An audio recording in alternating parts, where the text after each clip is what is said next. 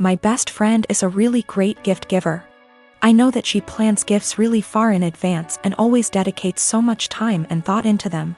And I am so grateful for every gift I have ever received because I know how special they are. She'll often take something small I said from years back and make a really meaningful thing out of it. And I know she enjoys gift giving, and it is clearly one of primary ways she communicates her love for me and others. I just can't keep up. I've never been a really good gift giver. I often really struggle with forming ideas for upcoming celebrations, and until I'm really under the pump, I come up empty-handed until I find something just all right, or I repeat a similar shtick of reasons why I value you, presents. This just means that I feel so much stress every time I have to celebrate her birthday and Christmas. Especially because I would have received something completely out of this world. I really just feel like my gifts pale in comparison. It's getting to this stage where we've been exchanging presents for 8 years, and I'm honestly just starting to feel like I'm running out of steam to keep up and continue thinking of other ideas. It is also hard because I'm neither here nor there when it comes to receiving gifts.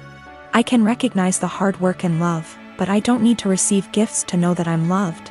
And so I worry that I don't reciprocate my love well enough because my presents never feel at her level. I want to express to her my gratitude for her gifts, but ask that we just stick to one a year, on birthdays. Because Christmas and the occasional Valentine's Day is too much for me. I have been able to move away from gift giving with other friends by just casually mentioning it or just mutually ceasing present exchanges, and we now opt for spending time with each other, something I love. I just don't know if this would be really insensitive or soul-crushing because it's not about her or how good of a friend she is, but really about my insecurity and my differing ways of communicating love. My girlfriend and I have been dating the past 5 years, since college. After graduation, we were semi-long distance, living close enough that we alternately visited almost every weekend. In 2018, and got a job in my city, and we found a place and moved in together.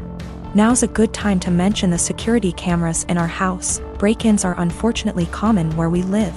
We thus got some motion-activated cameras, one of which has a view of our kitchen, to monitor the back door. The cameras only record when there's motion so they can retain footage for a very long time. And of course knows this. About a year ago, and started complaining I wasn't contributing equally to chores. I've been obsessive about chores my whole life. Growing up, not doing the dishes meant no video games for a week. When I lived with roommates, I was always the chore Nazi, making damn sure we all stuck to our chore wheel. And is just as fastidious about chores, so we just naturally alternated who did what. I'd just been brushing her remarks off, but over the last few months they've become much more aggressive. E.g. I was vacuuming and said, "Look at you finally cleaning up around here." I replied that we alternated vacuuming, to which she retorted, "No, you've vacuumed maybe twice since I moved in." Exchanges like this have been happening so frequently that I began to doubt my own recollection. Am I not as clean as I thought? Finally, she exploded at me last week. She said that having to stay home constantly over the past weeks exposed how little I do around the house, and that she didn't move in just to be my maid. Questioning my own sanity, I spent a few hours going through the entire 1.5-year archive of security camera footage, and tallied the exact number of times the kitchen cam caught each of us doing dishes. Our cleaning supplies, vacuum, mop, etc., are in the kitchen pantry, so I also tallied up how many times we grabbed cleaning stuff. To my vindication, the tally showed that we indeed split chores equally. She vacuumed / mopped 5 more times than I did. I did dishes 20 more times than she did. Given that we vacuum / mop at least once a week and do dishes at least every day, these are insignificant differences over the year and a half we've lived together. When I confronted Anne, she shrugged off her behavior as remembering things differently, but the real sin here was what I did, which she called an unforgivable violation of her privacy, akin to abusive stalking. She has broken up with me and is trying to move out, although obviously this is difficult due to current circumstances. I'm totally heartbroken, and was the love of my life, and I can't believe she destroyed our relationship like this. To make matters worse, she told many of our friends, who are mostly siding with her. They've been texting me that what I did was creepy, abusive, controlling, invasive, etc. I'm at a loss. I'm beginning to think I'm the one who's off base here. I am 20 female, have recently moved out of my mother's house for college. I enrolled in scholarship. The other night, my mother wanted her, my younger brother, and I to have dinner together. It's been a while since we've spoken, and I'm afraid this might happen again. We were having a nice night, the dinner was delicious, and honestly, we were all having a good time. Eventually, we got onto the topic of how things were when I was younger. I made the comment on how her behavior when I was younger made me feel like I missed out on a lot of things as a child. She disagrees, and tells me that I'm being dramatic, and that my childhood was perfect. Quote, I was lucky to have a mom who cared as much as she did. My mother gave birth to me when she was 18. My father walked out when I was young, due to a personal conflict between the two. So, she raised me on her own until I was 7. She met a guy, and they ended up having a kid together, my younger brother. He was a golden child to my mom. His father was only a temporary item, as he left as well, soon after. Although the father of my brother was still visible in his life, I didn't have anyone to look up to as a father figure. Eventually, my mom went through a phase of depression after they separated. She started to care less and less about her children, and more about her parties and men she wanted to sleep with. It ended up getting so bad that by the time I was 10, I was a full-time caretaker of my younger brother. With the exceptions of the weekends he was with his father. I started to cook, clean, do everyone's laundry, and take care of everything outside of the boundaries of my home. From ages 13 to 15 I began missing out and losing good friends because I wasn't able to participate in any activity related to anyone else. I didn't get a car or a phone until I was 18, and even then I wasn't allowed to leave my house. I graduated senior year with flying colors and ended up getting a scholarship to a really good college. I took this opportunity not only to focus on myself, but to also help my mother realize that I was not going to be around forever. When she found out I got the scholarship, she threw a fit and told me I wasn't allowed to leave my responsibilities here at home. I left a week after the conversation. I did make sure that my younger brother was safe with his second guardian at the time.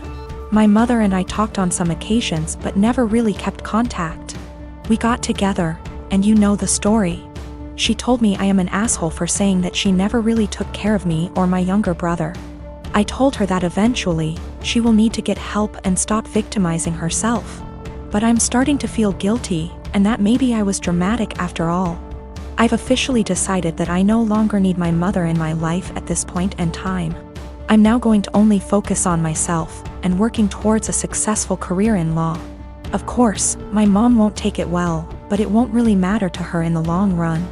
Her children never really mattered to her. I'm going to stay in contact with my younger brother, though. I'm going to make sure that he doesn't possibly go through the same amount of trauma I did. I have a cousin, Kat, who got married to Henry early this year. We weren't close as kids, she was pretty spoiled and would always brag about how much designer stuff she has. Be really mean to people under the guise of just trying to help, etc. Don't go out of our way to interact with one another, but I do see her at family events and whatnot, and we make small talk. I'm engaged to Chris, who is a software engineer.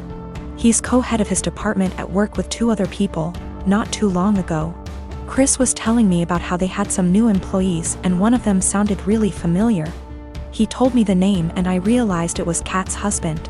Also, he and Henry hadn't met face to face yet. Kat and Henry had a huge wedding. It was really nice, but all she did for months is brag about how amazing her wedding was.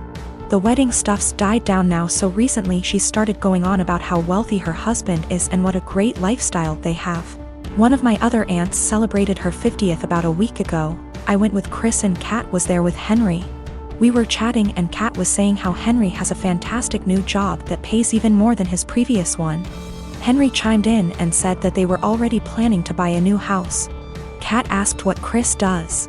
I said he was an engineer like Henry and he has a good job too, but I'll admit I left out where he works on purpose. She smiled and nodded, then said it's fine. She understands that I'm embarrassed and want to keep it quiet. So that was pretty much the end of our conversation then. When we were leaving, she pulled me aside and told me to let her and Henry know if we needed help with the wedding. Obviously I knew what she meant and it was just another dig, but I said, "Bye," and left. Literally 2 days later, I get a DM from Kat and she's furious, well, as much as one can be through text. That I didn't tell them that Chris was one of Henry's bosses. Henry was shocked to see him in the office and Chris made a comment, tell Kat OP and me don't need help but thanks for offering. Henry's really embarrassed and so's Kat, and she said that we made them look bad on purpose and if she knew, she'd have never made those comments. It was my duty to tell her and Henry. Chris and I had a really good laugh over this, but she sent a text out to the family group chat we have saying how she was blindsided by me. A few others said that what we did was petty and wrong.